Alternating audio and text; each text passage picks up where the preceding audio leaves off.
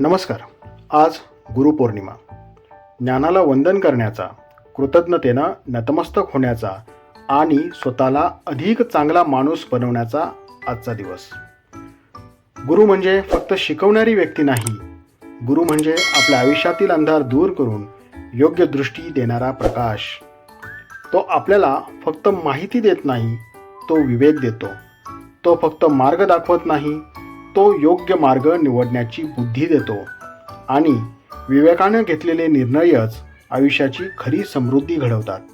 म्हणूनच जसं आध्यात्मिक जीवनात गुरु आवश्यक असतो ना, तसंच आर्थिक जीवनातही योग्य ज्ञान आणि योग्य मार्गदर्शन हे आवश्यक असतं.